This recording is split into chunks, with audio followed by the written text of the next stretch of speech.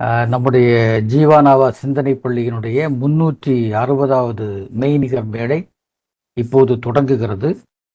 இந்த மெய்நிகர் மேடை 71வது தத்துவ உரையாடலாக அமைகிறது. குறிப்பாக அண்ணன் முத்துமோகன் எழுதிய இந்திய தத்துவங்களும் தமிழின் தடங்களும் என்ற நூலினுடைய தொடர் உரையாடலில் இன்றைய உரையாடல் 26வது உரையாடலாக நடக்கிறது. இந்த உரையாடலை எப்போதும் போல நம்முடைய மதிப்புக்குரிய அன்பு தம்பி தத்துவ பேராசிரியர் டெரன்ஸ் சாமுவல் அவர்கள் நடத்தி தரவிருக்கிறார்கள். இன்றைக்கு பேசவிருக்கின்ற பொருண்மை என்பது பௌத்தம் ஒரு மத்திம மார்க்கம் என்ற தலைப்பாகும். இன்றைய நிகழ்ச்சியிலே இந்த நிகழ்ச்சியை தலைமை தாங்கி நடத்தி தர வேண்டியது நம்முடைய தோழர் ரமணி அவர்கள். வருவதற்கு இந்த மெய்நிகர் மேடையில் இணைவதற்கு முயற்சி செய்து கொண்டிருக்கிறார். சிக்கலாக இருக்கிறது என்று சொன்னார். அதே போல இந்த நிகழ்ச்சியில் ஒருங்கிணைப்பு செய்ய வேண்டியது அருமை தம்பி சந்திரசேகர். அவரும் இணைவதற்காக முயற்சி செய்கிறார், முடியவில்லை என்று சொன்னார்.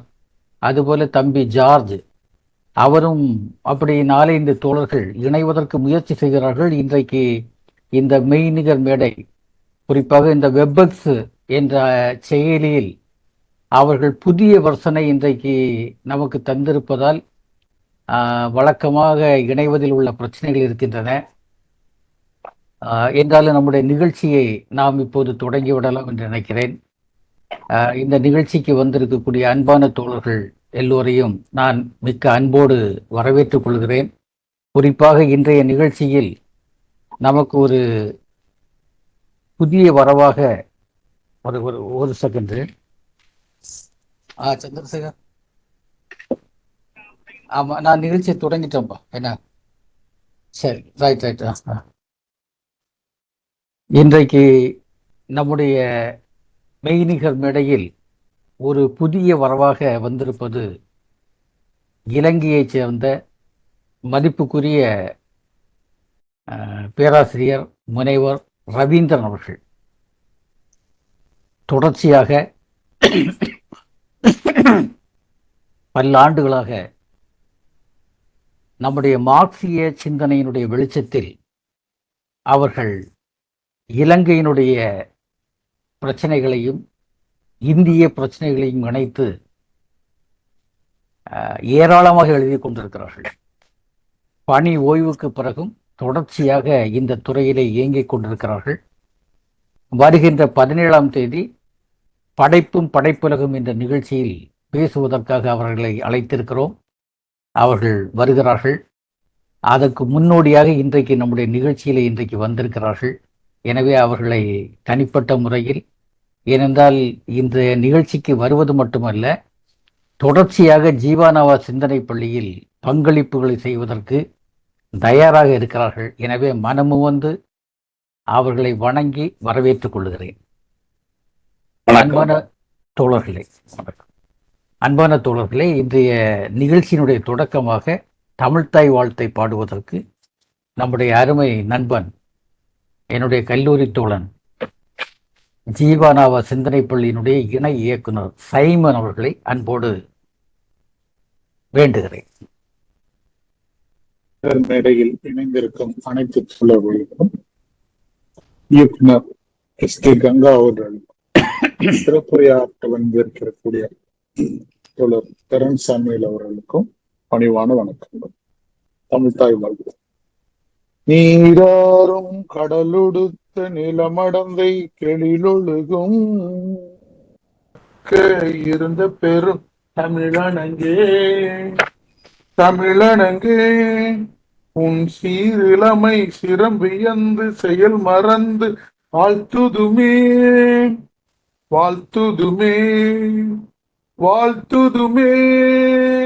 நன்றி சொல்றேன்.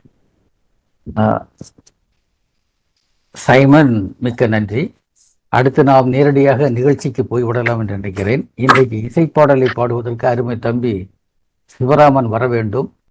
இன்றைக்கு அவருடைய வீட்டிற்கு நிறைய விருந்தாளிகள் வந்திருப்பதால் கலந்து கொள்ள இயலாது என்று தம்பி தெரிவித்திருந்தார். எனவே இன்றைக்கு நாம் நேரடியாக நம்முடைய நிகழ்ச்சிக்கு செல்லலாம் என்று நினைக்கிறேன். தொடர்ச்சியாக அண்ணன் முத்துமோகன் எழுதிய இந்திய தத்துவங்களும் தமிழின் தடங்களும் என்ற நூல், அந்த நூலினுடைய ஒவ்வொரு அத்தியாயத்தையும் எடுத்து வைத்து நாம் தொடர்ச்சியாக உரையாடல் நடத்தி கொண்டிருக்கிறோம். அந்த உரையாடலினுடைய இன்றைய அமர்வாக பௌத்தம் ஒரு மத்தியம மார்க்கம் என்ற தலைப்பில் பேச இருக்கிறோம். குறிப்பாக நம்முடைய தத்துவ பேராசிரியர் தம்பி டெரன்ஸ் சாமுவேல் ஜீவானாவா சிந்தனை பள்ளிக்கு மிக முக்கியமான ஒரு பங்களிப்பை தொடர்ச்சியாக செய்து கொண்டிருப்பதை நாம் அறிவோம். இதற்கு முன்பு தோழர் ராஜாவும் அண்ணன் முத்துமோகனும் இணைந்து எழுதிய மார்க்ஸ் அம்பேத்கர் தொடரும் உரையாடல் என்ற உரையாடலை ஏறத்தாழ 30 அமர்வுகளாக நமக்கு பேசி அந்த நூலினுடைய ஒவ்வொரு அம்சத்தையும் எடுத்து நமக்கு துலக்கி காட்டிய ஒரு தன்மையை நாம் ஏற்கனவே அறிவோம். அதே போல இந்த நூலிலும் இன்றைக்கு 26வது அமர்வாக அமைகிறது இந்திய தத்துவங்களும் தமிழின் தடங்களும் என்பது. நமக்கு இந்தியாவை புரிந்து கொள்ள வேண்டும் என்று சொன்னால், இந்திய பிரச்சனைகளை புரிந்து கொள்ள வேண்டும் என்று சொன்னால், அல்லது இன்றைக்கு இருக்கக்கூடிய சூழல்களை உற்று நோக்க வேண்டும் என்று சொன்னால், அடிப்படையிலே நமக்கு இந்தியாவுடைய சிந்தனை மரபு எங்கிருந்து எப்படியெல்லாம் கிளைத்து வந்திருக்கிறது என்பதை நாம் கண்டுபிடித்தாக வேண்டும். சிந்தனை மரபினுடைய வேர்களை அறியாமல், துலக்கி காட்டாமல் இன்றைய அரசியலையோ இன்றைய பண்பாடையோ அல்லது இன்றைக்கு நாம் சந்தித்து கொண்டிருக்கக்கூடிய நெருக்கடிகளையோ நம்மால் அறிய முடியாது, புரிய முடியாது. சுருக்கமாக சொன்னால், இன்றைக்கு நம்மோடு இணைந்திருக்கக்கூடிய தோழர் முனைவர் பேராசிரியர் ரவீந்திரன் அவர்கள் ஏறத்தாழ 25 நூல்கள் எழுதியிருக்கிறார். இப்போது நாம் பேசக்கூடிய இந்த பாடுபொருள் தான் அவருக்கும்.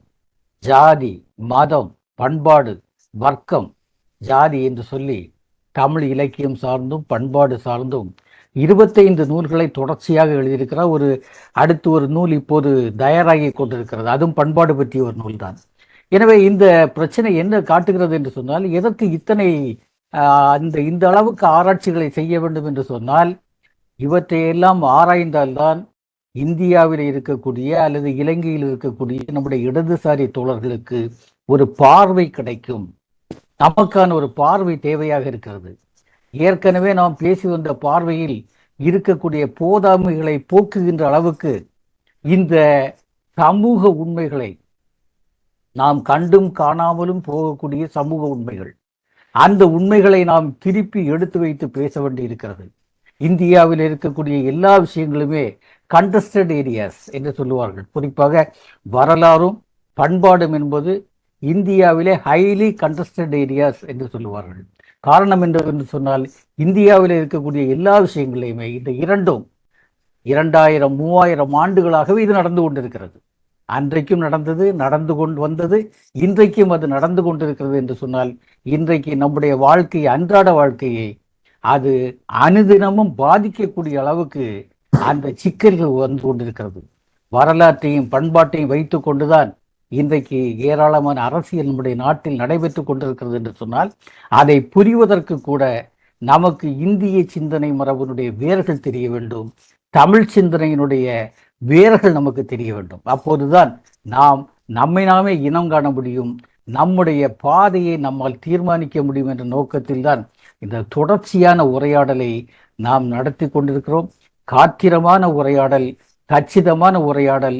நம்முடைய தம்பி டெரன்ஸ் சாமுவேல் அவர்கள் நமக்கு மாதந்தோறும் செய்து வருகின்ற உரையாடல் என்ற ஒரு முன்னுரையோடு அருமை தம்பி டெரன்ஸ் சாமுவேல் அவர்களை இன்றைய அமர்வினுடைய பொருண்மையான பௌத்தம் ஒரு மத்தியம மார்க்கம் என்ற தலைப்பிலே பேசுவதற்கு அன்போடு அழைக்கிறேன். தோழர்கள் அனைவருக்கும் இனிய காலை வணக்கம். இன்று கொஞ்சம் இந்த டெக்னிக்கலான சில ப்ராப்ளம்ஸ், அதை ஒட்டிய நம்மளுக்கு கொஞ்சம் அதனுடைய சிக்கல்கள், அதுக்கிடையில் இன்றைய உரையாடலை நாம் தொடங்கலாம்.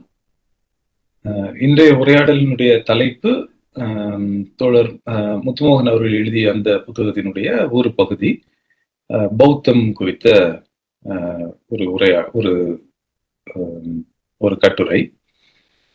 அதுல வந்து பௌத்தம் வந்து ஒரு மத்தியம மார்க்கம் அப்படின்னு சொல்றது. குறிப்பாக இன்றைய சூழல்ல வந்து பௌத்தம் குறித்த ஆய்வுகள் வந்து ரொம்ப அதிகமாக முன்னெடுக்கப்பட்டு வருகின்றன. அதுவும் குறிப்பாக இந்திய சூழல்ல அம்பேத்கருடைய நவையான பௌத்த விஷயங்களுக்கு பின்பதாக பௌத்தம் குறித்த அதிகமான அக்கறைகள், ஆய்வுகள் என்பவை இன்று அதிகமாக வெளியே வந்து கொண்டிருக்கிற சூழ்நிலையில இந்த பகுதி கொஞ்சம் நம்மளுக்கு ரொம்ப ஒரு முக்கியமான ஒரு விஷயமாகவும் நம்மளுக்கு உண்டு. அது என்னன்னா, ஒரு மார்க்சிய கண்ணோட்டத்தில் பௌத்தத்தை எப்படி நாம் புரிந்து கொள்வது அப்படின்னு சொல்ற ஒரு முக்கியமான பகுதி. அதை வந்து மார்க்சிய இயங்கியலோடு பௌத்தத்தினுடைய அந்த கோட்பாடுகளை விளக்கி சொல்லுகிற முறை. அது முத்துமோகன் சார் வந்து ரொம்ப நேர்த்தியாக இந்த விஷயத்தை இந்த இடத்துல பண்ணியிருக்கிறாங்க. கிட்டத்தட்ட ஒரு 6 பக்கங்கள் கொண்ட ஒரு சிறிய ஒரு பகுதி தான் இது. ஆனால் அதுல வந்து பௌத்தத்தினுடைய முக்கியமான அந்த கோட்பாடுகள் எப்படி வந்து ஒரு இயங்கியல் தன்மையோடு அதை எப்படி நாம் புரிந்து கொள்வது என்பதற்கான ஒரு விஷயமாகவும், இயங்கியல் என்பது எந்த விதமான அந்தங்கள், ஆதிகள் அல்லது எல்லைகளை தொடாமல் எல்லைகள் சந்திக்கின்ற புள்ளியில் நாம் வந்து தொடர்ந்து இந்த உலகியல் விஷயங்களை எப்படி புரிந்து கொள்வது என்பதற்கான விஷயமாக இந்த பகுதி அமைந்திருக்கிறது. அதுல முத்துமோகன் சார் முதல்ல எடுத்து சொல்லுகிற முதல் வரியே இந்திய இயங்கியலின் அற்புதமான வடிவம் பௌத்தம் அப்படின்றது. அப்ப அந்த இந்திய இயங்கியல் அப்படின்னு சொல்லும் பொழுது நம்ம இதை எப்படி புரிந்து கொள்வது? அது வந்து இயங்கியலுக்கு நமக்கு வந்து தெரியும், நம்மளுக்கு 3 முக்கியமான கோட்பாடுகளை வந்து இயங்கியலினுடைய சாரமாக அதை நம்ம சொல்றது உண்டு. அந்த விஷயத்தை வந்து இந்திய சூழல்ல வந்து அதை எப்படி பொருத்தி பார்ப்பது? குறிப்பாக பௌத்தம் எப்படி வந்து ஒரு இயங்கியல் தன்மையை வந்து தொடர்ந்து முன்னெடுத்து அது ஒரு அறம் சார்ந்த விஷயமாக, ஒரு மத்தியம மார்க்கமாக அது எப்படி வந்து இந்த இயங்கியல் வந்து எப்படி இந்திய சூழலில் பௌத்தம் அதை மேற்கொண்டது அப்படின்னு சொல்றதுக்கான ஒரு நல்ல அருமையான ஒரு விளக்கத்தை இந்த பகுதியில முத்துமோகன் சார் வழங்கி இருப்பதை நாம் பார்க்க முடியும். மேற்கத்திய சூழல்ல வந்து இயங்கியல் குறித்த அந்த விஷயங்கள் ரொம்ப அதிகமாக குறிப்பாக கிரேக்க தத்துவங்கள்ல இருந்து பேசப்பட்டு வந்திருக்கிறது. குறிப்பாக ஹெராக்லிட்டஸ், அதன் பின்பு சாக்ரட்டிஸுக்கு பின்பு அதுக்கப்புறம் அவருடைய மாணவரான பிளேட்டோ, அதன் பின்பு இந்த தியோசென்ட்ரிக் அந்த பிலாசபிஸ், மெடிவல் பிலாசபிஸ்ல உள்ள அதற்கு உரிய ஒரு இயங்கியல் தன்மை. அதற்கடுத்து இங்க நவீன காலத்துக்கு வரும் பொழுது ஹெகல், அதற்கு பின்பதாக மார்க்ஸ், என்ற மாதிரி நம்ம அதற்கு பின்பதாக ரஷ்ய சூழல்ல வந்து ட்ராட்ஸ்கி, லெனின். ஆக இது ஒரு பெரிய ஒரு தொடர்ச்சி. அதுவும் குறிப்பா இந்த பொருள் முதல்வாத ரீதியாக இந்த உலக விஷயங்களை எப்படி புரிந்து கொள்வது என்பதற்கான ஒரு முக்கியமான தத்துவத்தை வழங்குவதாக இந்த இயங்கியல் என்பது அமைந்திருக்கிறது. ஆனா இங்க நடந்த இந்திய சூழல்ல வந்து நடந்த முக்கியமான விஷயம் என்ன அப்படின்னு சொல்லும் பொழுது, மேற்கத்திய சூழல்ல வந்து இயங்கியலை வளர்த்தெடுத்த விதத்திற்கு அளவுக்கு இந்திய சூழல்ல நம்ம வந்து இயங்கியலை நம்ம வந்து அந்த அளவுக்கு வளர்த்தெடுக்கவில்லை அப்படின்னு சொல்ற ஒரு விஷயத்தை முத்துமோகன் சார் அதனுடைய முதல் பகுதியில் அவர்கள் குறிப்பிடுகிறார்கள். குறிப்பாக சொல்லணும் அப்படின்னா, ஹெராக்லிட்டஸும் புத்தரும் ஒரே மாதிரியான ஒரு விஷயத்தை அவர்கள் பேசினார்கள். அது வந்து இன்னைக்கும் ஒரு கன்ஃபியூஷன், யார் முதல்ல பேசினாங்க அல்லது இங்க இருந்து அங்க போனதா அங்க இருந்து இங்க வந்ததா என்பதான வாதங்கள்லாம் உண்டு. அதுல என்னன்னா, அது வந்து no man can step into the same water twice அப்படின்னு சொல்ற அந்த ஒரு விளக்கம் ரெண்டு பேருக்கும் அதை கொடுப்பாங்க. அது ஹெராக்லிட்டஸும் கொடுப்பாங்க, அதே போல புத்தருக்கும் அதை பேசியதாக சொல்வது உண்டு. ஆக இயங்கியல் என்பது இந்திய சூழல்ல வந்து ரொம்ப அங்க ஹெராக்லிட்டஸை வைத்து இயங்கியலை வளர்த்தெடுத்த விதம், பின்பு பிளேட்டோவும் சாக்ரட்டிஸும் பிளேட்டோவும் அதை வந்து ரொம்ப முக்கியமான ஒரு விஷயமாக மாற்றி அமைத்த விதம், அதுக்கு புதிய பொருண்மைகள் கொடுத்த விதம், இது போன்ற விஷயங்கள் எதுவுமே வந்து ரொம்ப அதிகமாக இந்திய சூழலில் நடக்கவில்லை. ஆனால் அதற்கு மாறா ஒரு ஒற்றைத்தன்மையை முன்னிலைப்படுத்திய ஒரு ஒரு விஷயத்தை இந்திய சூழல் வந்து ரொம்ப அதிகமாக, இந்திய சூழல்ல வைதிக தத்துவங்கள் குறிப்பாக இந்த ஒற்றைத்தன்மைக்கு வந்து ரொம்ப அழுத்தம் கொடுத்த விஷயங்களை நம்ம பார்க்க முடியும். இயங்கியலை வந்து அவைகள் வந்து ரொம்ப அதிகமாக வளர்த்தெடுக்கவில்லை அப்படின்னு சொல்றது. அப்ப பௌத்தத்துல வந்து உள்ள இயங்கியல், அதை குறித்து வந்து ராகுல் சங்கர்த்தியாயன் கூட அவருடைய ஒரு கட்டுரையில வந்து புத்திஸ்ட் டயலக்டிக்ஸ் அப்படின்னு சொல்றதே ஒரு விஷயமாக அவர் பேசியிருப்பார். ஆக இந்த டயலக்டிக்ஸ் அப்படின்னு சொல்றது, இயங்கியல் என்பது பௌத்தத்துல உள்ள ஒரு முக்கியமான ஒரு கூறு அப்படின்னு சொல்றது ரொம்ப நிதர்சனமான நம்மளுக்கு தெரிந்த உண்மை. அதுல ரொம்ப அற்புதமான ஒரு விஷயம் என்ன அப்படின்னு சொல்றது, அந்த பிரதித்திய சமுத்பாதம் அப்படின்னு சொல்ற ஒரு பௌத்த கோட்பாடு. அதே போல அது வந்து டிபெண்டன்ட் ஆரிஜினேஷன் அப்படின்னு சொல்ற அந்த ஆங்கிலத்துல வந்து அதை மொழிபெயர்ப்பாங்க. அது ஒன்றுக்கொன்று தொடர்புடைய விஷயங்கள்ல தான் வந்து பொருட்களினுடைய தன்மைகள் என்பவை, பொருண்மைகள் என்பவை உற்பத்தி ஆகின்றன அப்படின்னு சொல்ற ஒரு முக்கியமான ஒரு கோட்பாடு. இந்த விஷயங்கள் எல்லாமே ரொம்ப அற்புதமாக இருந்தாலும் கூட அது குறித்து பௌத்த ஆய்வுகள்ல இந்த விஷயங்கள் ரொம்ப அதிகமாக வெளியே வரல அப்படின்னு சொல்றது முக்கியமான ஒரு விஷயமாக இங்கு குறிப்பிடப்பட வேண்டும். சரி, அப்ப எந்தெந்த தளங்கள்ல வந்து பௌத்தம் ஒரு மத்திய மார்க்கத்தை அது சார்ந்த ஒரு இயங்கியலை அது எப்படி கொண்டிருக்கிறது அப்படின்னு சொல்றதுக்கு ஒரு 5 விஷயங்களாக முத்துமோகன் சார் இந்த பகுதியில அதை விளக்குகிறார்கள். அது ஒண்ணு என்ன அப்படின்னு சொன்னா, பௌத்தம் பேசுகிற அனித்தியம் அப்படின்றது, நிலையாமை அப்படின்றது ஒன்று. இரண்டாவது, பௌத்தத்தினுடைய 4 அடிப்படை உண்மைகள், இந்த 4 கோல்டன் ட்ரூத்ஸ் அப்படின்னு சொல்ற, நோபல் ட்ரூத்ஸ் அப்படின்னு சொல்றது அந்த விஷயம். மூன்றாவது, புத்தருடைய வாழ்க்கையே நாம் வந்து எப்படி இயங்கியலாக அதை புரிந்து கொள்ளலாம் அப்படின்னு சொல்றதுக்கான ஒரு புதிய ஒரு விளக்கம். நான்காவது, இந்த வைதிக தத்துவம் பேசிய ஏகாந்தம், சமண தத்துவம் பேசிய அநேகாந்தம், இவற்றிற்கு இடையில் பௌத்தம் எப்படி ஒரு மத்திய மார்க்கத்தை வந்து கொண்டிருக்கிறது அப்படின்னு சொல்ற 4வதான ஒரு விளக்கம். அதே போல பௌத்த அறம் என்பது எப்படி இயங்கியல் தன்மை கொண்டிருக்கிறது அப்படின்னு சொல்ற ஒரு 5 விஷயங்களாக இந்த பகுதியில வந்து முத்துமோகன் சார் பேசியிருப்பதை நம்ம பார்க்க முடியும். அதுல முதல் பகுதியை நம்ம எடுத்துக்கலாம். நிலையாமை குறித்த அந்த கோட்பாடு. நிலையாமைக்கும் இயங்கியலுக்குமான தொடர்பு என்ன? இந்திய சூழல்ல நிலையாமை அப்படின்னு சொல்றத பௌத்தம் வந்து எப்படி ஒரு இயங்கியல் ரீதியான விஷயமாக அது பார்த்தது அப்படின்னு சொல்றது. அது நம்மளுக்கு ஏற்கனவே நம்ம பேசிய அந்த உரையாடல்கள்லாம், முந்தைய உரையாடல்கள் எல்லாமே நம்ம பேசியிருக்கிறோம். அது என்ன அப்படின்னு சொன்னா, பௌத்தம் வந்து நிலையாமை கோட்பாடு அப்படின்னு சொல்றது பேசி இருக்கிறது. மாற்றம் என்ற ஒன்றுதான் வந்து தொடர்ந்து இருந்து கொண்டே இருக்கிறது. அது ஒரு நிரந்தரமான ஒன்று.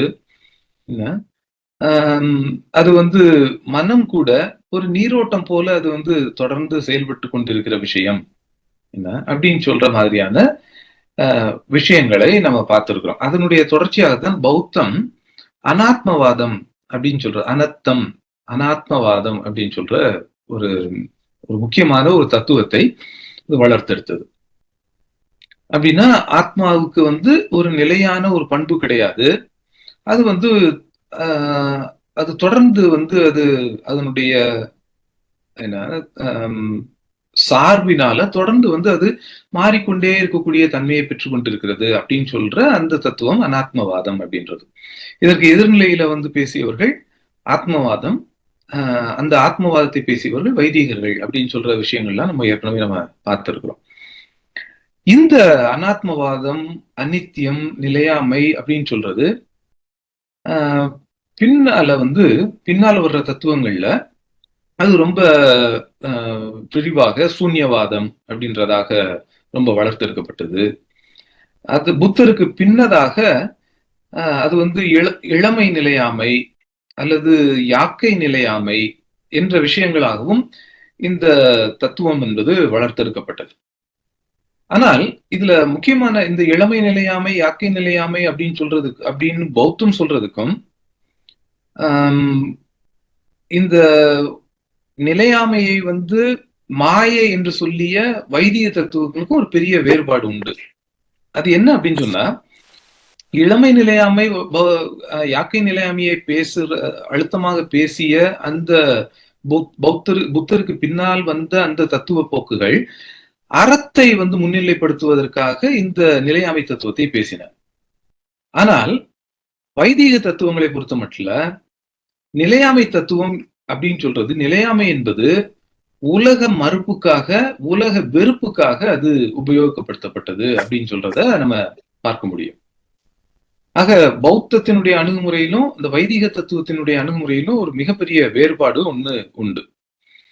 வைதிக தத்துவங்கள் இந்த உடலை வந்து மாயை, இந்திரியங்கள் மாயை, மனம் என்பது மாயை, உலக பொருள்கள் என்பவை மாயை, இந்த மாதிரி தொடர்ந்து அவைகள் பேசிக்கொண்டு வரும் பொழுது என்ன ஆனா பௌத்தம் வந்து இந்த நிலையாமையை வந்து ஒரு அறவியல் தத்துவமாக வளர்த்தெடுப்பதற்காக உபயோகப்படுத்தியது அப்படின்னு சொல்ற விஷயத்தையும் நாம் பார்க்க முடியும். ஆனால் அதுல முக்கியமான ஒரு விஷயம், வைதிகத்துக்கும் இதையும் பௌத்தத்தையும் நம்ம கம்பேர் பண்ணும் பொழுது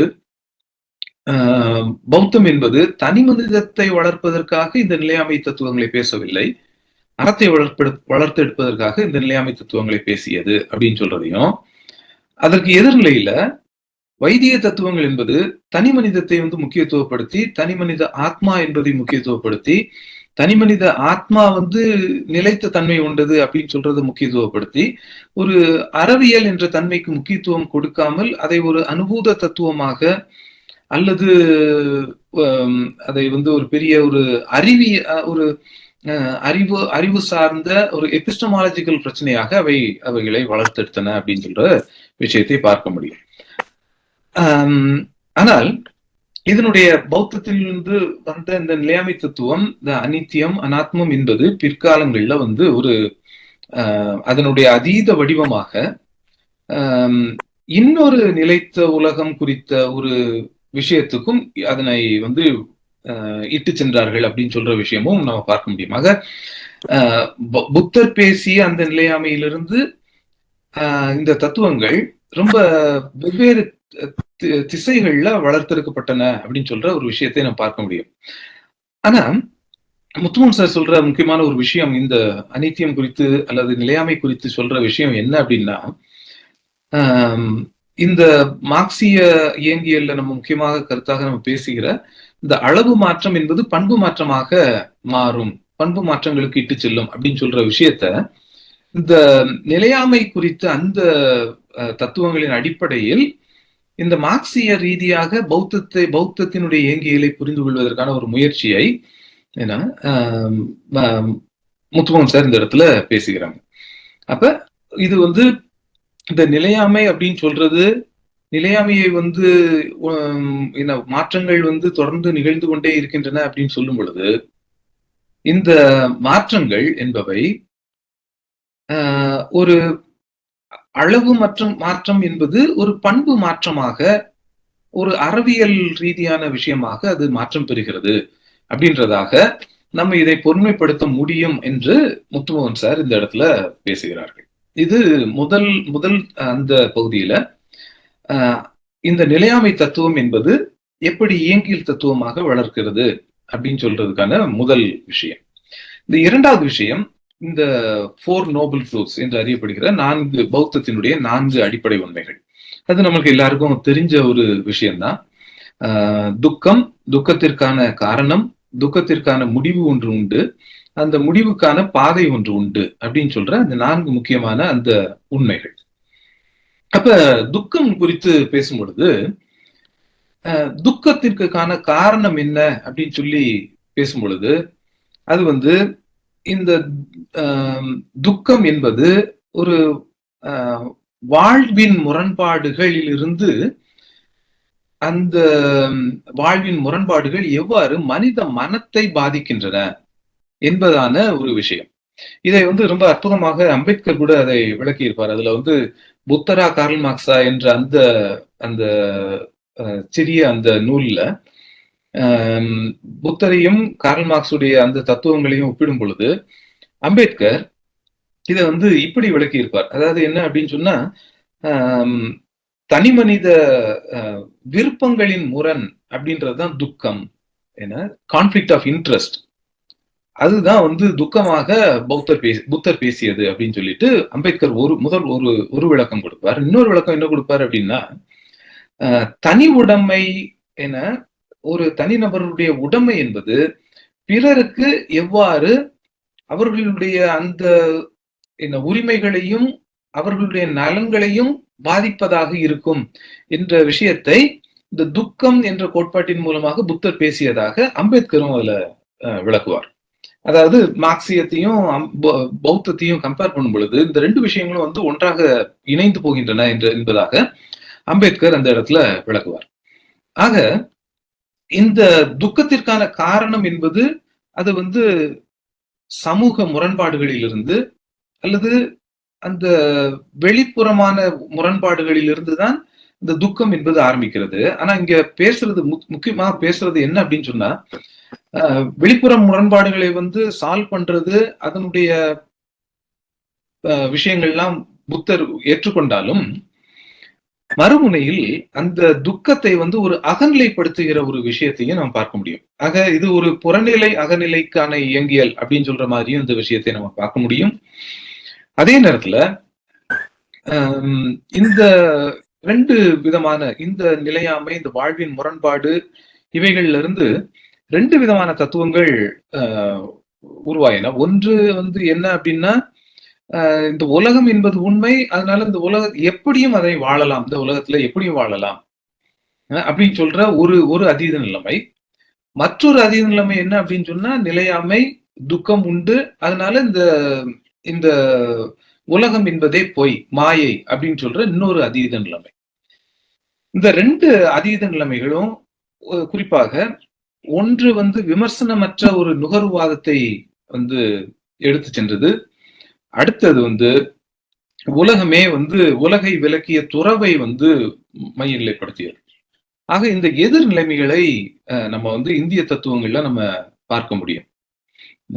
இதற்கு மத்திய ரீதியில் தான் வந்து புத்தர் இந்த மத்திம மார்க்கத்தை, இந்த இரண்டு விஷயங்களும் சேருகின்ற இடத்துல வந்து இந்த துக்கம் என்ற ஒரு விஷயத்தை பார்ப்பதை நாம் பார்க்க முடியும். ஆக துக்கம் என்பது வாழ்வின் முரண்பாடுகளின் வெளிப்பாடு, அதனுடைய அகநிலை, அந்த முரண்பாடுகளின் அந்த விஷயத்தை வந்து அகநிலைப்படுத்தி ஒரு உளவியல் ரீதியாக அந்த விஷயத்தை நாம் வந்து தனி மனித உளவியல் ரீதியாக அந்த விஷயத்தை எவ்வாறு புரிந்து கொள்வது என்பதற்கான விளக்கமாக இந்த துக்கம் என்ற விஷயம் என்பது அமைந்திருக்கிறது அப்படின்னு சொல்றது முத்துமோகன் சார் கொடுக்கிற விளக்கம். ஆக நிலையாமை என்ற அந்த தத்துவம், அதன் பின்பு இந்த 4 அடிப்படை உண்மைகள், அவை குறித்த அந்த விளக்கங்கள், இந்த விளக்கங்கள் அனைத்துமே வந்து பௌத்தம் சொல்லுகிற ஒரு மத்திம மார்க்கத்தை சுட்டுவதாக அமைந்திருக்கிறது அப்படின்னு சொல்லிட்டு பேசுவதை நாம் பார்க்க முடியும். ஆக இதுல வந்து ஒரு முக்கியமான ஒரு விஷயத்தை அழுத்தமாக குறிப்பிடலாம் அப்படின்னு சொல்லி நினைக்கிறேன்.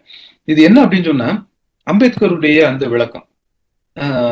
அம்பேத்கர் வந்து இது அவர் வந்து ஒரு மார்க்சியம் புத்தரா கார்ல் மார்க்ஸா அப்படின்னு சொல்லி பேசும் பொழுது கூட மார்க்சினுடைய அந்த தத்துவங்கள் பௌத்தத்தில் அடங்கி இருக்கின்றன, அல்லது மார்க்ஸ் குறித்த அந்த பொது உடைமைவாதம் என்பதுவே கூட பௌத்தத்தினுடைய அடிப்படையான ஒரு பகுதி, அந்த அடிப்படையான பகுதியை வரலாற்றில் வந்து சிதைக்கப்பட்டிருக்கிறது அப்படின்னு சொல்ற ஒரு விஷயத்த அம்பேத்கர் வந்து ரொம்ப தெளிவாக அழுத்தமாக பேசுவதை நம்ம பார்க்க முடியும். அதே போல இந்த துக்கம் என்ற ஒரு விஷயத்தை வந்து இந்த மெடிடேட்டிவ் புத்திசம் அப்படின்னு சொல்ற அல்லது இந்த கீனையான மகாயான பௌத்தங்கள் வந்து எப்படி அதை வந்து விளக்கும் அப்படின்னு சொன்னா, அது வந்து ஒரு தனி மனித ஒரு பிரச்சனையாக மட்டுமே அந்த துக்கத்தை விளக்கும் பொழுது அம்பேத்கர் வந்து அதையும் என்ன பண்ணுவார்னா, இல்ல இந்த முரண்பாடு வந்து வெளியில இருந்து வர்ற முரண்பாடு, அந்த முரண்பாடு வந்து அகவயப்படுத்தப்பட்ட நிலையில துக்கமாக, தனி மனித துக்கமாக அது மாறுகிறது அப்படின்னு சொல்ற ஒரு விஷயம். ஆக இந்த விஷயத்தை தான் முத்துமோகன் சாரும் வந்து ரொம்ப அழுத்தமாக இந்த விஷயத்துல அந்த இந்த இயங்கியல்ல புறநிலைக்கும் அகநிலைக்குமான ஒரு இயங்கியல், இது எப்படி பௌத்தத்தினுடைய 4 அடிப்படை உண்மைகள்ல முக்கியமான விஷயமாக இருக்கிறது அப்படின்னு சொல்றதை விளக்கி இருப்பதை நாம் பார்க்கலாம். இது 2வது. 3வது, புத்தரின் வாழ்க்கையே வந்து ஒரு இயங்கியல் தத்துவமாக முத்துமோகன் சார் இங்க சொல்றாங்க. இது ஒரு புதிய ஒரு விளக்கம் தான். இது ஒரு புதிய ஒரு விளக்கமாக நம்ம பார்க்க முடியும். இத என்ன அப்படின்னு சொன்னா, வேறுபடுதலும் ஒன்றுபடுதலும் அப்படின்னு சொல்ற அந்த இந்த ஐடென்டிட்டி அண்ட் டிஃபரன்ஸ் அப்படின்னு சொல்றோம் இல்லையா, அந்த ஐடென்டிட்டி அண்ட் டிஃபரன்ஸ் அப்படின்னு சொல்ற அந்த விஷயமாக புத்தரினுடைய வாழ்க்கையே வந்து ஒரு புதிய விளக்கம் கொண்டு பார்ப்பதை நம்ம வந்து பார்க்க முடியும். அது எப்படி வந்து புத்தருடைய வாழ்க்கை என்பதுவே வந்து ஒரு இந்த விஷயமாக இருக்கிறது, என்ன ஒரு இயங்கியல் தன்மையோடு இருக்கிற ஒரு விஷயமாக இருக்கிறது அப்படின்னு சொல்றது. என்ன அப்படின்னு சொன்னா, புத்தருடைய வாழ்க்கையை நம்மளுக்கு நல்லாவே தெரியும். அது வந்து ரொம்ப பாப்புலரான விஷயமாக நம்ம பேசுறது உண்டு. என்ன அப்படின்னா, புத்தர் வந்து ஒரு குழந்தை பருவத்துல இருக்கும் பொழுது ஒரு ஜோசியக்காரர் வந்து அவருக்கு வந்து சொன்னாரு, அவங்க அப்பாட்ட வந்து சொன்னாரு, இந்த பையன் வந்து துறவியா மாறிடுவான் அப்படின்னு சொன்னாரு. அப்படின்னு சொல்றதுனால அவருடைய தந்தை வந்து இவரை வந்து ரொம்ப பொத்தி வளர்த்தாரு. பொத்தி வளர்த்து அவருக்கு வந்து உலக பிரச்சனைகள்னா என்னன்னே தெரியல அப்படின்னு சொல்ற மாதிரியும், அவர் இளமை காலத்துல வந்து கொஞ்சம் தெரிந்த வயது வரும் பொழுது அவர் வந்து இந்த பசி, பிணி, அதுக்கப்புறம் வந்து முதுமை, அதுக்கப்புறம் இறப்பு, இந்த 3 விஷயங்களையும் வந்து அவர் பார்த்தாரு. அதுக்கப்புறம் வந்து அவர் வந்து துறவு நிலையை மேற்கொண்டார் என்பதாக துறவு நிலையை மேற்கொண்டார். துறவு நிலையை மேற்கொண்டு அதுக்கப்புறம் வந்து 14 வருடங்கள் கடுமையாக துறவு நிலையை பூண்டார். அதற்கு பின்பதாக துறவு நிலையால் வந்து இந்த அடிப்படை உண்மைகளை நம்ம வந்து தெரிந்து கொள்ள முடியாது அப்படின்னு சொல்லிட்டு துறவை வந்து விடுத்து விளக்கம் செய்து அதுக்கப்புறம் வந்து இந்த வாழ்க்கை குறித்த அந்த பிரச்சனைகளை வந்து வேறு விதமாக புரிந்து கொள்ள ஆரம்பித்தார் என்ன அப்படின்னு சொல்ற மாதிரியான ஒரு விளக்கம் நமக்கு ரொம்ப எளிமையாக ரொம்ப இயல்பாக கொடுக்கப்பட்ட இந்த விளக்கம். இந்த விளக்கத்தை வந்து நிறைய புத்தகங்கள்ல இந்த பார்க்க முடியும். என்ன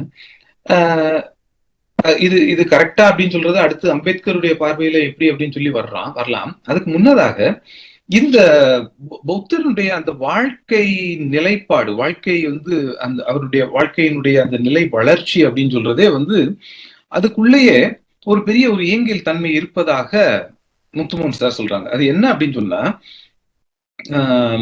ஒரு துன்பங்களே என்ன, வாழ்க்கையின் துக்கங்கள் என்பதையே அறியாத ஒரு இளமை பருவம். அதுக்கப்புறம் வந்து அதற்கு எதிர்நிலையில வந்து இளமையின் போது மனித வாழ்க்கையினுடைய துன்பங்களை வந்து காணுதல், அந்த எதிர்நிலைக்கு தீர்வு காண்பதற்காக துறவை மேற்கொள்ளுதல் என்ன, அது கிட்டத்தட்ட ஒரு 14 வருடங்களுக்கு பின்பதாக இந்த துறவை விடுத்து அதுக்கப்புறம் வந்து உண்மையை தேடுதல் அப்படின்ற மாதிரி அவருடைய வாழ்க்கை பயணமே ஒரு இயங்கியல் தன்மையை கொண்டதாக அமைந்திருக்கிறது அப்படின்னு சொல்ற மாதிரி முத்துமோகன் சார் இதற்கு ஒரு புதிய ஒரு அற்புதமான ஒரு இயங்கியல் தன்மையுடைய விளக்கத்தை கொடுக்கிறதை நாம் பார்க்க முடியும்.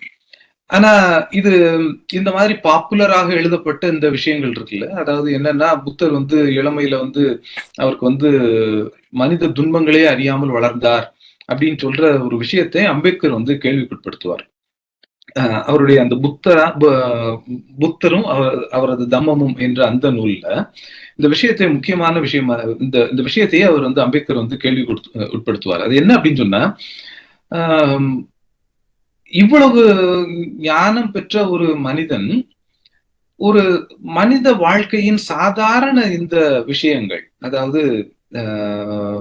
பிணி, மூப்பு, இறப்பு அப்படின்னு சொல்ற இந்த சாதாரண விஷயங்களை கொண்டு அவன் வந்து துறவு மேற்கொண்டான் அப்படின்னு சொல்றது, அது அந்த மனிதனையே வந்து ரொம்ப அந்த புத்தரையே வந்து ரொம்ப சாதாரணமா மதிப்பிடுவதை போல இருக்கிறது அப்படின்னு சொல்ற மாதிரி சொல்லிட்டு, புத்தருடைய வாழ்க்கையில 27வது வயதுல நடந்த அந்த முக்கியமான ஒரு சமூக பிரச்சனையை முன்வைத்து அம்பேத்கர் வந்து இதை விளக்குவார். புத்தருடைய துறவுக்கான காரணத்தை. அது என்ன அப்படின்னா, அது நம்மளுக்கு நிறைய பேருக்கு தெரிஞ்சிருக்கிற விஷயம் உண்டு. அது என்ன அப்படின்னு சொன்னா, சாக்கியர்களுக்கும் கோலியர் அந்த இனக்குழு மக்களுக்கும் இடையில வந்து ரோஹிணி என்ற அந்த நதி நீரை பங்கிடுவது குறித்த அந்த பிரச்சனை தொடர்ந்து இருந்து கொண்டே வந்தது. அது ஒரு காலகட்டத்துல சாக்கிய இனக்குழு மக்கள் இந்த பிரச்சனையை தீர்ப்பதற்காக கோலியர்களுடன் வந்து போர் மேற்கொள்ள வேண்டும் அப்படின்னு சொல்லும் பொழுது புத்தர் அந்த விஷயத்தை வந்து மறுதளிப்பார்.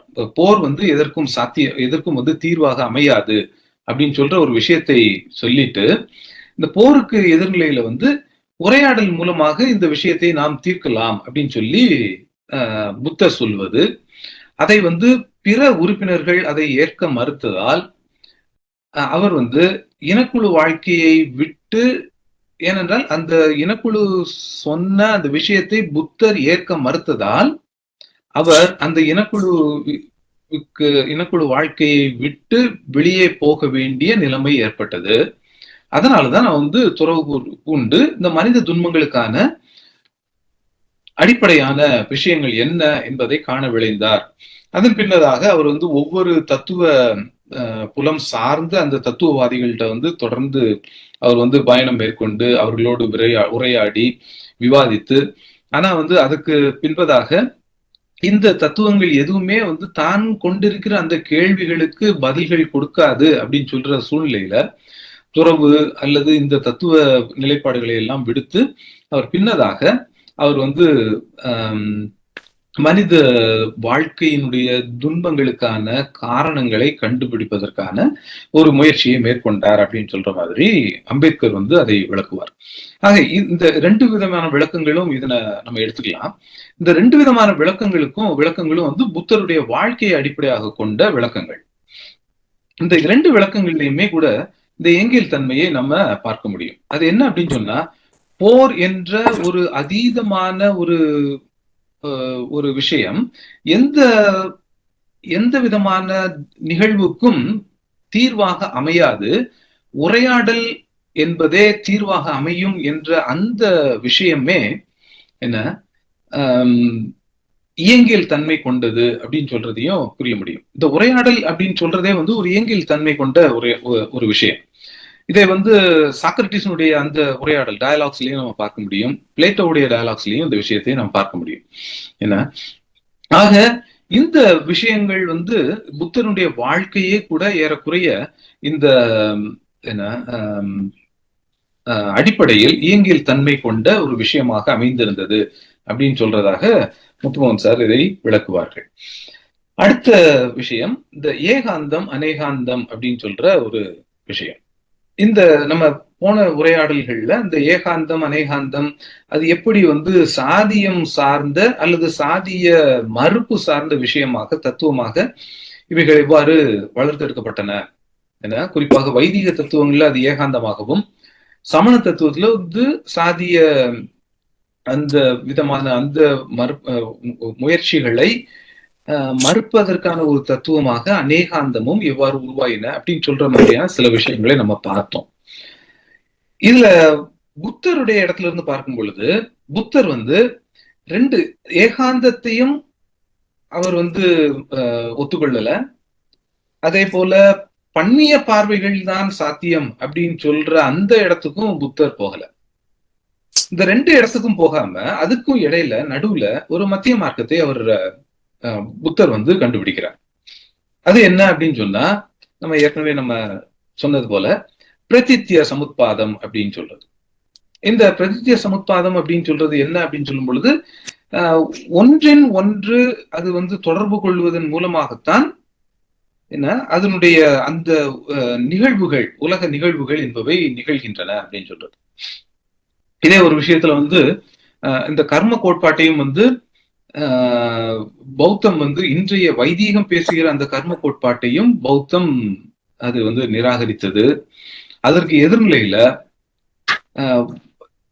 வினை என்பது ஒரு அடுத்த மனிதனுடைய வினை என்பது ஒரு சுயத்தை எவ்வாறு பாதிக்கும் என்பதும், ஒரு சுயம் செய்த வினை என்பது, செயல்பாடு என்பது பிற மக்களை எவ்வாறு பாதிக்கும் அப்படின்னு சொல்ற மாதிரியான விளக்கங்களை அது வந்து பௌத்தத்துல வந்து பாலியில பாலி மொழியில் இருந்து எழுதப்பட்ட அந்த பௌத்த நூல்கள்ல கர்மம் என்பது, கர்ம வினை கோட்பாடு என்பது ஒரு தனி மனிதன் சார்ந்து விளக்கப்படாமல் ஒரு சமூக வினை அப்படின்னு சொல்ற மாதிரி கோட்பாடாகத்தான் அது விளக்கப்பட்டது.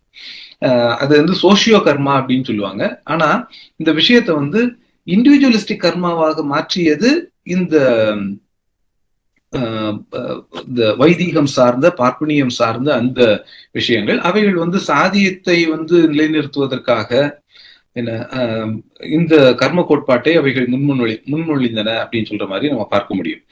ஆக பௌத்தத்தில் இந்த ஏகாந்தம், அநேகாந்தம் அவற்றிற்கு இடையில் ஒரு மத்திய மார்க்கத்தை வந்து பிரதித்திய சமுத்பாதம் என்ற கோட்பாட்டின் மூலமாக புத்தர் அதனை வருவிக்கும் பொழுது, இதுல வந்து அந்த மறுப்பு அப்படின்னு சொல்றது 3 விதமாக இங்கு செயல்படுகிறது அப்படின்னு சொல்ற மாதிரி முத்துமோகன் சார் சொல்றாங்க. ஒண்ணு என்ன அப்படின்னு சொன்னா, அந்த மறுப்பு அப்படின்னு சொல்றது என்னன்னு அப்படின்னா, கடவுள் அல்லது அனுபூதி உலகம், இந்த மெட்டாபிசிக்கல் வேர்ல்ட் அப்படின்னு சொல்றது ஒரு மறுப்பு.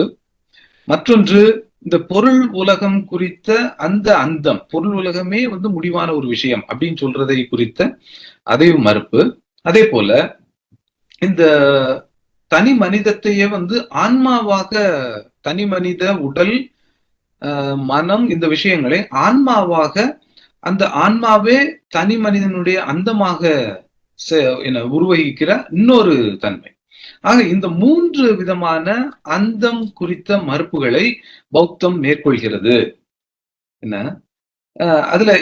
இதுல என்ன பிரச்சனை அப்படின்னு சொன்னா, ஒன்றை வந்து இதுதான் முடிவான ஒரு பொருள், கடைசியான பொருள் அல்லது முதற் பொருள் அப்படின்னு சொல்லும் பொழுது, பிற விஷயங்கள் அனைத்துமே, பிற பொருட்கள் அனைத்துமே அந்த முதற் பொருளுக்கு முதற் பொருளுக்கு கீழாக ஆட்படுத்துகின்ற ஒரு தன்மையை இந்த விஷயம், இந்த ஏகாந்தவாதம் என்பதும், அதே போல இந்த ஒற்றை முதற் பொருள் ஆக்குதல் அல்லது இதுவே அந்தம் பொருள் அப்படின்னு சொல்ற மாதிரியான விளக்கங்களை கொடுக்கும் பொழுது, இந்த விளக்கங்கள் என்பவை பிற பொருள்களை ஆட்படுத்துகின்ற, தனக்கு கீழாக ஆட்படுத்துகின்ற அந்த தன்மையை செய்வதை நாம் பார்க்க முடியும். இதுதான் ஒரு வன்முறை அரசியலின் முதல் துவக்கமாக நம்ம பார்க்க முடியும். இது வந்து இன்றைய சூழல்ல வந்து ஒரு மெஜாரிட்டேரியன் அந்த பாலிடிக்ஸுக்கு எப்படி அது லீட் பண்ணுது அப்படின்னு சொல்றது, அந்த சிறுபான்மையினர் என்பவர் வந்து எப்படி வந்து பெரும்பான்மையினருக்கு கீழாக வந்து ஆட்படுத்தப்படுகிறார்கள் அப்படின்னு சொல்றது, இந்த ஒற்றைத்தன்மையை உருவகிப்பது, ஒற்றையின் மூலமாக பிற பிற அடையாளங்களை எல்லாத்தையும் வந்து வேறறுப்பது, இந்த மாதிரியான விஷயங்கள் எல்லாமே இந்த ஒற்றை அல்லது ஏகாந்தம் என்ற அந்த தத்துவத்தின் மூலமாக இந்த வன்முறையான அரசியல் என்பது தொடர்ந்து இந்த சமூகத்துல மேற்கொள்ளப்பட்டு வருகிறது அப்படின்னு சொல்றது பார்க்கலாம். இதற்கான அடிப்படை தத்துவத்தை வந்து இந்த வைதிக தத்துவங்கள் கொடுத்தன அப்படின்னு சொல்ற விஷயங்கள்லாம் வந்து நம்ம முந்தைய அந்த உரையாடல்கள்ல நம்ம இதை பார்த்தோம். ஆனால் இதற்கு மாற்றான ஒரு விஷயம்தான் மத்திய மார்க்கம் என்பது.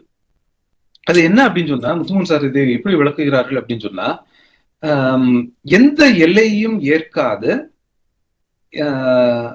அதனால் இந்த எல்லைகள் வந்து இணைகின்ற புள்ளியில் அவை இணைந்து புணர்ந்து உருவாகின்ற ஒரு புதிய தத்துவமே வந்து இந்த மத்திய மார்க்கம் அப்படின்னு சொல்றது. இதுல வந்து ரொம்ப அற்புதமாக முத்துமோகன் சார் வந்து அந்த வரிகள் வந்து ரொம்ப அற்புதமா இருக்கும். ரொம்ப என்ன சொல்றது, ரொம்ப ஸ்ட்ராங் ஆனதா இருக்கும். அது என்னன்னா, கடைக்கோடி எல்லையில் ஈட்டுவது அறிவு அல்ல அப்படின்னு சொல்றது. ஒரு எக்ஸ்ட்ரீம் எண்ட்ல போய் இதுதான் அறிவு அப்படின்னு சொல்றதே வந்து அறிவு அல்ல. அது இந்த எக்ஸ்ட்ரீம் எண்ட்ஸ் எல்லாமே வந்து ஒன்னாக சேரும் இடத்துலதான் வந்து இந்த அறிவு என்பது உண்மையான உலகியல் அறிவு அல்லது இந்த பிரத்யட்சமான அறிவு என்பது சாத்தியப்படும் அப்படின்னு சொல்றது. இத வந்து ரொம்ப ரொம்ப ஆழமாக சில இடங்கள் எல்லாம் வந்து முத்துமன் சார் விவாதித்திருப்பதை நம்ம பார்க்க முடியும். அதை வந்து ஒரு அவருடைய மாணவனாக நான் இருக்கும் பொழுது இந்த விஷயங்கள் ரொம்ப அழுத்தமாக அதை பேசுவாங்க. இத வந்து எப்படி வந்து கிறித்தவ இறையியல்ல கூட இந்த விஷயங்கள் எவ்வாறு வந்து குறிப்பாக போனவென்ச்சர் என்று சொல்லுகிற அந்த மிஸ்டிக்கல் கிறிஸ்டியன் மிஸ்டிக் அவருடைய தத்துவங்கள்ல எப்படி இது வெளிப்பட்டது அப்படின்னு சொல்றதுக்கெல்லாம் விளக்கங்களை வந்து முத்துமன் சார் கொடுத்திருப்பாங்க. அது என்ன அப்படின்னு சொன்னா mutual coexistence of opposites அப்படின்னு சொல்ற ஒரு புதிய ஒரு முக்கியமான ஒரு தத்துவம்.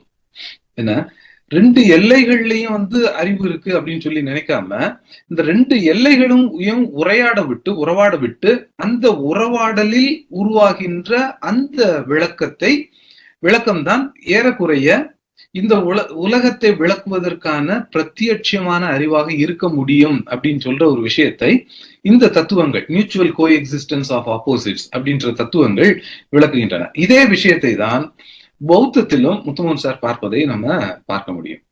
ஆக இதை வந்து சாக்ரட்டிஸனுடைய அந்த உரையாடல் முறை அதை வைத்து இதையும் வந்து கொஞ்சம் விளக்கி அந்த ஒரு 2 வரி இருக்கும் அதுல. அது என்ன அப்படின்னு சொன்னா, சாக்ரட்டிஸுடைய அந்த உரையாடல் முறையில எதிராளி வந்து ஒரு கேள்வியை வைக்கும் பொழுது ஒரு பதிலை சொல்லும் பொழுது அதற்கு அந்த பதில் இருக்கின்ற அந்த குறைபாடுகளை வந்து சாக்ரட்டிஸ் வந்து கேள்வியின் மூலமாக எழுப்புவார். கேள்வியின் மூலமாக அதனை எழுப்பி அந்த குறைபாடை வந்து வெளிக்கொண்டு வருவார். அது என்ன அப்படின்னு சொன்னா, அது பேசும் பொழுது எதிராளி தருகின்ற எல்லா வரையறைகளையும் சாக்ரட்டிஸினுடைய அந்த உரையாடல் விவாத முறை என்பது உடைத்தெறியும் அப்படின்னு சொல்ற ஒரு வரி இருக்கும் முத்துமன் சாருடைய எழுத்துல. ஆக இந்த உரையாடல் என்பது அந்த என்னன்னா அந்த எல்லா வரையறைகளையும் உடைத்து தொடர்ந்து வந்து அந்த வரையறைகளை வந்து இன்னும் வந்து புதுப்பிப்பது, செம்மைப்படுத்துவது அல்லது வரலாற்று ரீதியில் தொடர்ந்து இயங்க விடுவது அப்படின்னு சொல்ற, அதுக்கு எந்த விதமான அந்த புள்ளி கொடுக்காமல் அதனை வந்து தொடர்ந்து வந்து உரையாடல் தளத்தை வந்து தொடர்ந்து வைத்துக்கொண்டே இருக்க உதவுவது இந்த என்ன சொல்றது, இந்த சாக்ரட்டிஸினுடைய இந்த டயலாக் மிட்வைஃபரி மெத்தட் அப்படின்னு சொல்லுவாங்க. அது டயலாக் மெத்தட், உரையாடல் முறை என்பது இந்த எந்த விதமான அந்தத்துக்கும் இடமளிக்காமல் அதனை வந்து ஒரு கருத்தை வந்து தொடர்ந்து வந்து அதை எப்படி வந்து தொடர்ந்து அதை வந்து வளர்த்தெடுக்க அல்லது செம்மைப்படுத்த உதவியது. அந்த விஷயம் வந்து எவ்வாறு இயங்கியல் தன்மையோடு உள்ளது. அது மார்க்சிய இயங்கியல்லையும் வந்து வரலாற்று பொருள் முதல்வாதம் அப்படின்னு சொல்லும் பொழுது எந்த விதமான ஒரு அந்தத்திற்கும் இடம் அளிக்காமல் அதை தொடர்ந்து வந்து வளர்த்தெடுப்பது, அந்த வரலாற்றின் இடையில் வந்து சமூகம் எவ்வாறு தொடர்ந்து வந்து என்ன பல்வேறு வடிவங்களை எடுத்து தொடர்ந்து அது வந்து செயல்பட்டு கொண்டே சமூக செயல்பாடுகள் எவ்வாறு அமைந்திருக்கின்றன அப்படின்னு சொல்ற ஒரு இடத்தையும் நம்ம இதை பார்க்க முடியும். ஆக இந்த ஒரு ஏகாந்தம் அநேகாந்தம் என்பதற்கு எதிர்நிலையில மத்தியம மார்க்கத்தை என பௌத்தம் வந்து கொடுத்ததாகவும் நாம் இதை புரிய முடியும். கடைசியாக இந்த பௌத்தத்தினுடைய அந்த அறம் குறித்த தத்துவம். இந்த அறம் என்பது எப்படி வந்து ஒரு மத்திய மார்க்கம், அறம் என்பது ஒரு மெட்டாபிசிக்கல் விஷயமும் அல்ல. அறம் என்பது ஒரு உலகியலை அப்படியே அங்கீகரித்துக் கொண்ட விஷயமும் அல்ல. அப்படின்னு சொல்லும் பொழுது 2 எதிர்வுகளுக்கும் இடையில் மத்தியம மார்க்கத்தை அறம் என்பது உருவாக்குகிறது. ஆக உலகியல்ல வந்து பிரச்சனைகள் உண்டு, அதை வந்து உலகியலை வந்து அப்படியே ஏற்றுக்கொள்வதும் முடியாத விஷயம். ஆனால் அதற்கு காரணமாக இந்த உலகையே வந்து மறுப்பது, உலகையே வெறுப்பது அப்படின்னு சொல்ற, உலகையே வெறுத்து இன்னொரு உலகை மறுத்த மற்றொரு தளத்துக்கு செல்வது அப்படின்னு சொல்ற விஷயமும் இல்லாமல் இந்த 2க்கும் இடையில இந்த அறம் என்ற கோட்பாட்டை பௌத்தம் பேசுவதை, ரொம்ப அழுத்தமாக பௌத்தம் பேசுவதை நாம் பார்க்க முடியும். பௌத்தத்தினுடைய அறம் என்பது ஏறக்குறைய இந்த மோரிஸ் கான்ஃபோர்த் அவர் சொல்ற அந்த விஷயத்தை முன்வைத்து முத்துமன் சார் இங்கே விளக்குவதை பார்க்க முடியும். அது என்ன அப்படின்னு சொன்னா, பிரத்யட்சமான தகவல்களை கொண்டு பிரத்யட்சமான ஆய்வு செய்து அறத்தை மேற்கொள்ளுங்கள் அப்படின்னு சொல்றது ஏறக்குறைய புத்தருடைய வார்த்தையும் கூட இதையே தான். மோரிஸ் கான்ஃபோர்த்தும் அந்த டயலக்டிக்ஸ் என்பதற்கான விளக்கத்தை அவர் கொடுக்கும் பொழுது ஏறக்குறைய இதே விளக்கத்தை தான் மோரிஸ் கான்ஃபோர்த்தும் கொடுக்கிறார் அப்படின்னு சொல்ற அந்த விளக்கத்தையும் இங்கு முத்துமன் சார் கொடுக்கிறாங்க. ஆக இந்த அறம் என்ற விஷயம் கூட என்ன ஒரு மத்தியம மார்க்கம், அது உலகியலையும் முழுமையாக அப்படியே என்ன அதை எந்த விதமான மாற்றங்களுக்கும் அல்லது எந்த விதமான புரட்சிகளுக்கும் சீர்திருத்தங்களுக்கும் அப்பாற்பட்ட விஷயமாக பார்க்காத ஒன்று. அதே நிலையில் உலகத்தில் பிரச்சனை இருக்கிறது, உலகம் துன்பம் நிறைந்தது என்பதை வைத்து மட்டும் இந்த உலகத்தையே மறுப்பது, வெறுப்பது, உலகத்திற்கு அப்பால் இன்னொரு நிலையை கண்டுபிடிப்பது அப்படின்னு சொல்ற மாதிரியான அந்த விளக்கத்தையும் தவிர்த்த ஒரு மத்திய நிலையை அறம் என்பதும் மேற்கொள்கிறது. அறவியல், புத்தரினுடைய அறிவியல் மேற்கொள்கிறது. ஆக இந்த 5 நிலைப்பாடுகளில் புத்தரினுடைய கோட்பாடுகளும் தத்துவங்களும் ஒரு மத்திம மார்க்கத்தை போதிக்கின்றன. அவை ஏகாந்தமும் அல்ல, அநேகாந்தமும் அல்ல. அதே போல உலகியலை ஏற்றுக்கொண்டு நுகர்வுவாதத்திற்கு தாராளவாத நுகர்வுவாதத்திற்கு இட்டு செல்கின்ற அந்த விஷயமும் அல்லாமல், உலகத்தை மறுப்பதுமாக இல்லாமல், இரண்டுக்கும் இடையில் ஒரு மத்திம மார்க்கத்தை புத்தரினுடைய அந்த தத்துவம் சொல்லுகிறது அப்படின்னு சொல்ற மாதிரியான விளக்கங்கள் இந்த பகுதியில் நாம் பார்க்க முடியும். இதோடு நாம நிறுத்திக்கிறேன். தொடர்ந்து நம்ம விவாதிக்கலாம். நன்றி தோழர்களே. மிக்க நன்றி தம்பி டெரன்ஸ் அவர்களே. இன்றைய நெருக்கடியிலும் கூட நம்முடைய நிகழ்ச்சியை விடாமல் அருமையாக நடத்தி தந்த டெரன்ஸ் சாம் அவர்களுக்கு நம்முடைய நன்றிகளை தெரிவித்துக் கொள்வோம். முதலில் இனி இந்த உரையாடல் மீதான விவாதங்கள் அல்லது கருத்துக்கள் அல்லது கேள்விகள் எதுவாக இருந்தாலும் நாம் இப்போது கிளப்பலாம். உரை ரொம்ப சிறப்பா இருந்துச்சுண்ணே. நான் ரொம்ப ஆர்வமா கவனிச்சேன். சரி, அது இருந்துச்சு. நாளை மறுநாள் புத்த பூர்ணிமா ஒட்டி நான் ஒரு சிறப்புரை ஆற்ற வேண்டியிருக்கு நாகப்பட்டினம். சரி அதை பத்தி சரி சரி கிடைக்கும் அப்படிங்கிறதுக்காக ரொம்ப ஆர்வமா அந்த நிகழ்ச்சியில கலந்து சரி சரி ரொம்ப சிறப்பா அந்த உரையை வடிவமைச்சிருந்தேன். டெக்னிக்கல் நெருக்கடிகள், அனாவசங்களுக்கு அப்பாலும் கான்சன்ட்ரேஷனோட இயல்பான எளிய விவரிப்பு தன்மையோட கொண்டு போறது ரொம்ப சிறப்பான விஷயம். டெரன்ஸோட உரைகள் எப்பவுமே ரொம்ப பிடிக்கும்.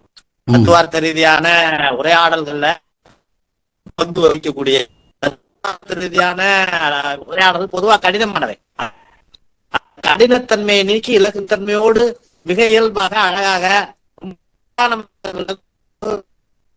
அதை நம்ம ஏராளமான கூட்டங்கள்ல சந்திச்சிருக்கோம். அந்த விதத்துல இன்றைய கூட்டமும் இன்றைய அந்த உரையாடலும் ரொம்ப அருமையா இருந்துச்சு. வாழ்த்து. நன்றி கரியமூர்த்தி. அடுத்து தோழர்கள்.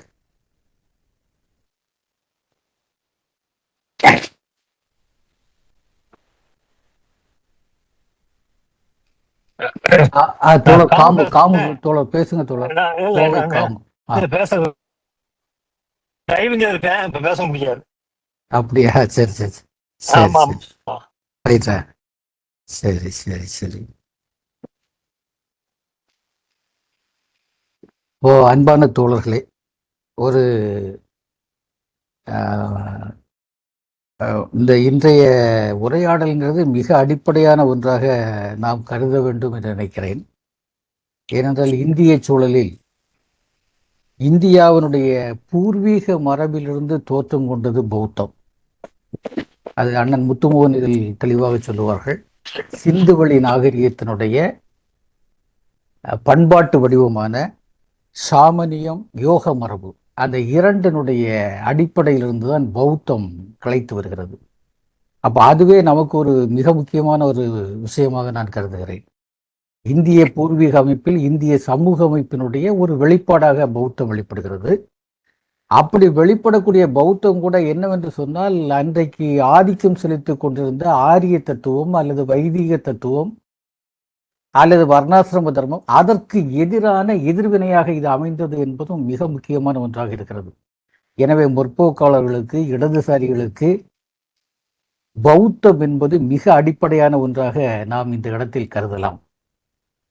ஒரு வகையில் அந்த அடிப்படையில் தான் டாக்டர் அம்பேத்கர் நான் இந்துவாக இறக்க மாட்டேன் என்று சொல்லிவிட்டு எந்த இடத்துக்கு போகலாம் என்று வருகிற போது அவருக்குள்ளேயே மிகப்பெரிய மன நெருக்கடிகள் எல்லாம் உருவானது என்று சொல்லுவார்கள்.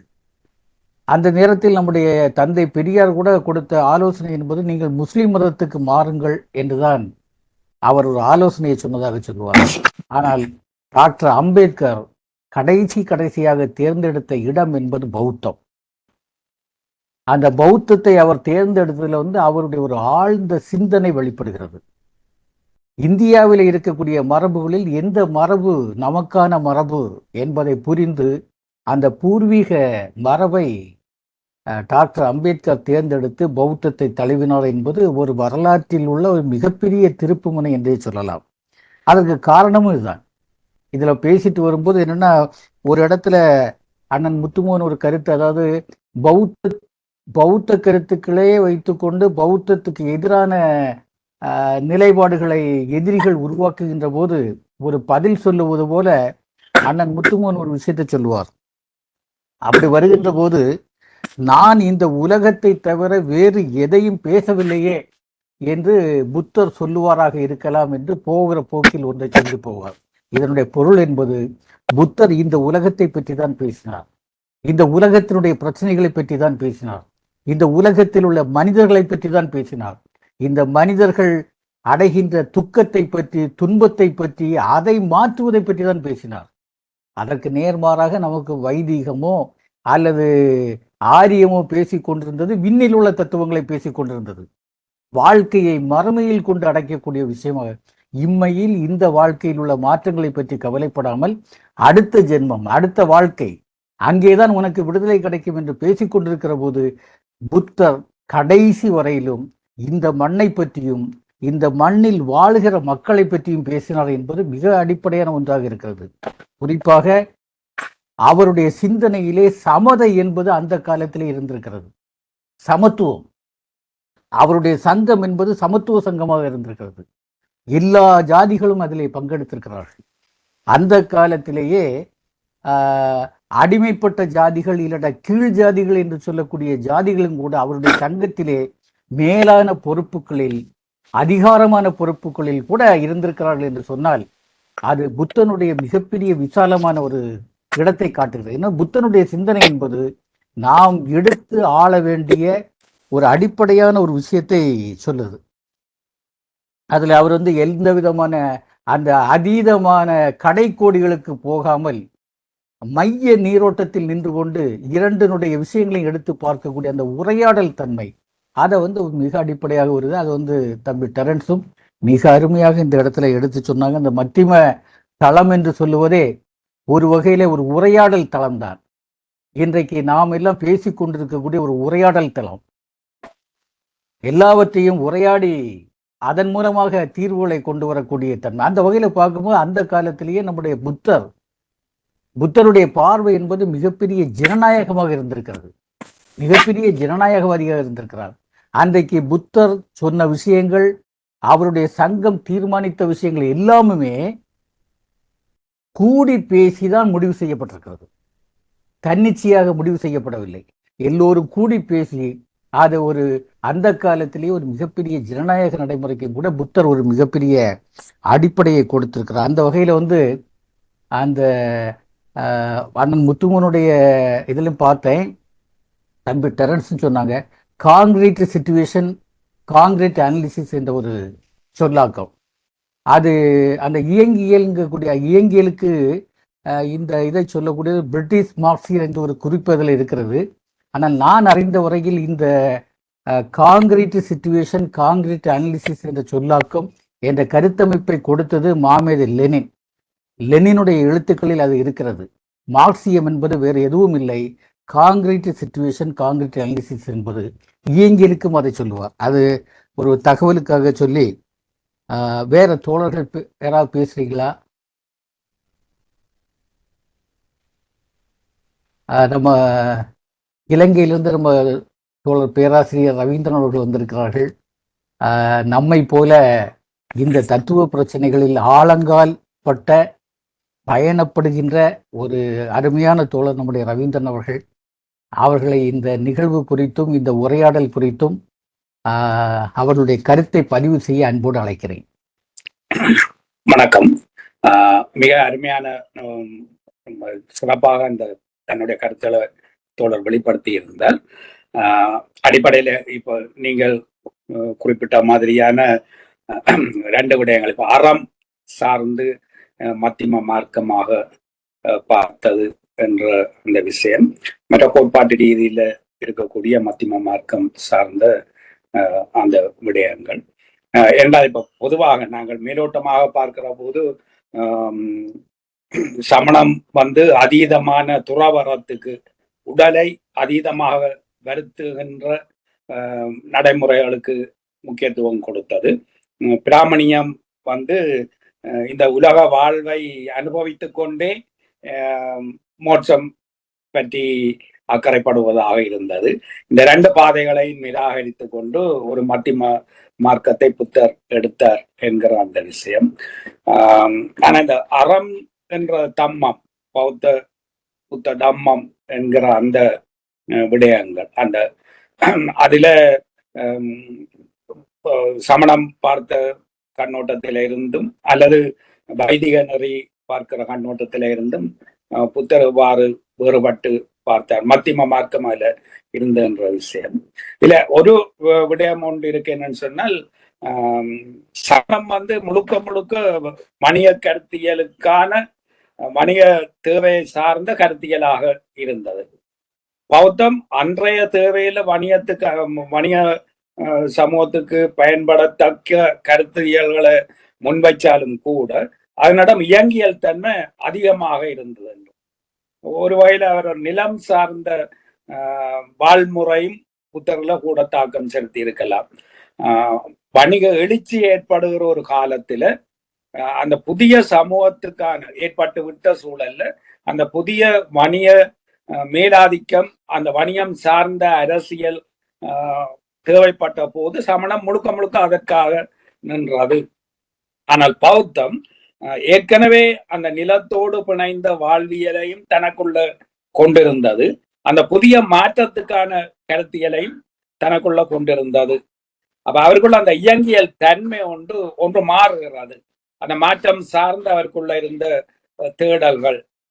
அதனாலதான் இந்த சமணம் வைக்கின்ற அந்த முழு புதிய தேவை என்றதுக்குள்ளையும் போகல, ஏற்கனவே இருந்து வந்த விடயங்கள் என்பவற்றை முழுதாக நிராகரிப்பதாகவும் இல்லை என்ற காரணம்தான் அவர்கிட்ட அந்த மத்திம மார்க்கத்தை ஏற்படுத்தியதாக இவருடைய தோழருடைய உரையில இருந்து விளங்கிக் கொள்ளக்கூடியதாக இருந்தது.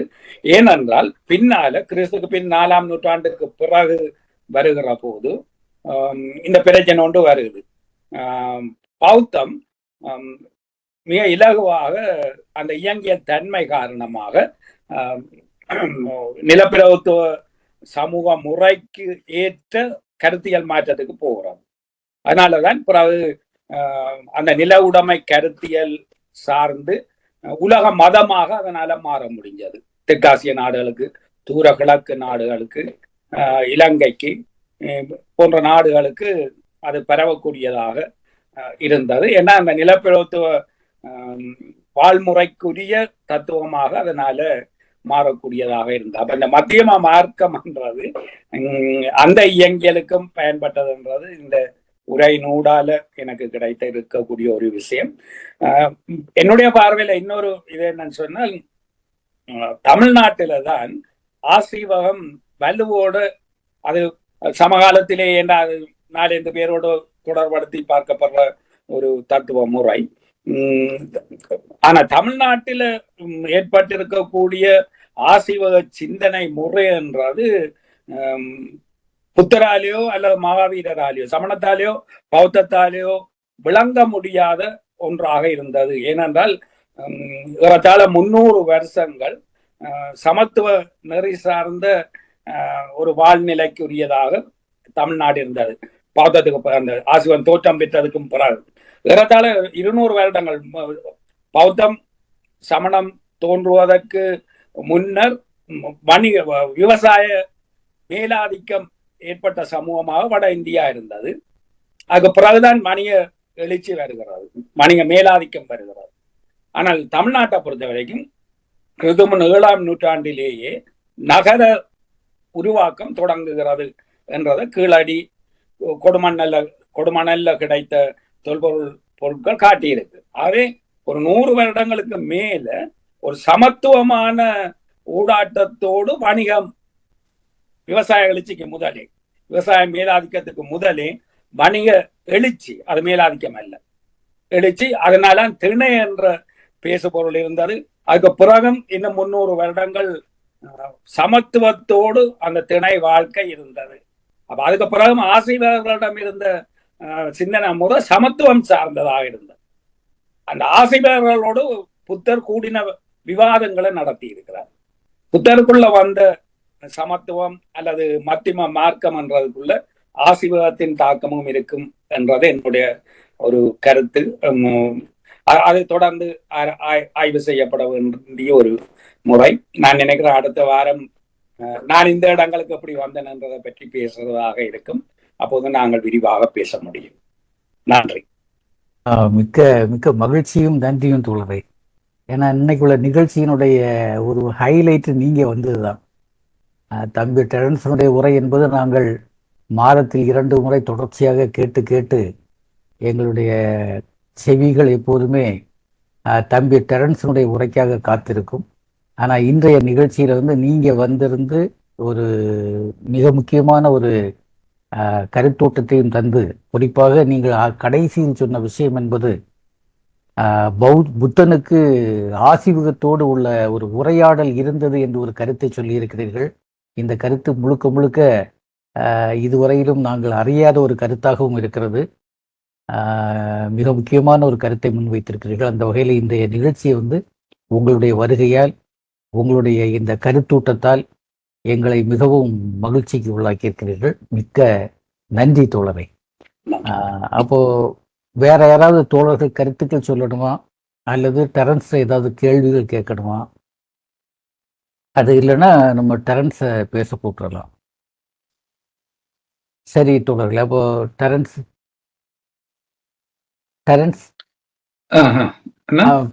பேசிடலாம். அப்போ சரி சரி. தோழர் கலிமூர்த்தி அவர்கள் சொன்ன நல்ல என்ன ஒரு என்ன சொல்றது, அதை ரொம்ப பாசிட்டிவான ஒரு விஷயம். என்ன, ரொம்ப நன்றி தோழர் கலிமூர்த்தி அவர்களுக்கும். அதே போல தோழர் ரவீந்திரன் அவர்கள் அந்த விஷயங்களை இன்னும் அதிகமாக இது எப்படி புரிய வாய்ப்பு உண்டு, இது குறித்த ஆய்வுகள் எவ்வாறு தொடர்ந்து நம்ம ஆசிவகம் குறித்த அந்த விஷயங்களை எவ்வாறு பேச வேண்டி இருக்கிறது அப்படின்னு சொல்ற ஒரு விஷயத்தையும் மிக அழுத்தமாக அதை சொன்னாங்க. அதுல ஜைனத்தையும் இந்த பௌத்தத்தையும் எப்படி வரலாற்று ரீதியாக இந்திய சூழல்ல அதை எப்படி நம்ம புரிந்து கொள்வது அப்படின்னு சொல்ற விஷயங்கள். தோழர்கள் அனைவருக்கும் ரொம்ப நன்றி. தொடர்ந்து அடுத்த உரையாடலும் சந்திக்கலாம். நன்றி தோழர்களே, நன்றி. அப்போ சைமன், நம்ம நிறைவு பாடலுக்கு போயிடலாம்ல? சரி. அப்போ அன்பான தோழர்களே, இந்த நிகழ்வினுடைய நிறைவு பாடலை தருவதற்காக அருமை நண்பன் சைமனை அன்போடு அழைக்கிறேன். இணைப்பில் இணைந்திருக்கும் அனைத்து தொடர்களும் மீண்டும் ஒரு முறை வணக்கங்கள். புதியதோர் உலகம் செய்வோர், கெட்ட போரிடும் உலகத்தை வேரோடு சாய்ப்போம். புதியதோர் உலகம் செய்வோம், கெட்ட போரிடும் உலகத்தை வேரோடு சாய்ப்போம். புதியதோர் உலகம் செய்வோம், கெட்ட போரிடும் உலகத்தை வேரோடு சாய்ப்போம். புதியதோர் உலகம் செய்வோம், பொது உடைமை கொள்கை திசையட்டும் சேர்ப்போம். புனிதமோடாதை எங்கள் உயிர் என்று காப்போம். பொது உடைமை கொள்கை திசையட்டும் சேர்ப்போம். புனிதமோடாதை எங்கள் உயிர் என்று காப்போம். இதயமெல்லாம் அன்பு நதியினில் நினைப்போம். இதயமெல்லாம் அன்பு நதியினில் நினைப்போம். இது எனதென்னும் ஒரு கொடுமையை தவிர்ப்போம். இது எனதென்னும் ஒரு கொடுமையை தவிர்ப்போம். புதியதோர் உலகம் செய்வோம், கெட்ட போரிடும் உலகத்தை வேரோடு சாய்ப்போம். புதியதோர் உலகம் செய்வோம், உணர்வேனும் கனலிடை அயர்வினை எரிப்போம். ஒரு பொருள் தனியேனும் மனிதரை சிரிப்போம், உணர்வேனும் கனலிடை அயர்வினை ஏறிப்போம். ஒரு பொருள் தனியேனும் மனிதரை சிரிப்போம், இயல்பொரு பயன்தர மறுத்திடல் பசிப்போம். இயல்பொருள் பயன்தர மறுத்திடல் பசிப்போம். ஈவதுண்டாமெனில் அனைவரும் புசிப்போம். ஈவதுண்டாமெனில் அனைவரும் புசிப்போம். புதியதோர் உலகம் செய்வோம், கெட்ட போரிடும் உலகத்தை வேரோடு சாய்ப்போம். புதியதோர் உலகம் செய்வோம், புதியதோர் உலகம் செய்வோம், புதியதோர் உலகம் செய்வோம். நன்றி தோழர்கள். நன்றி சைமன். அப்போ தோழர்களே, நம்முடைய நிகழ்வை நான் முடிவுக்கு கொண்டு வருகிறேன். எல்லோருக்கும் வணக்கங்கள்.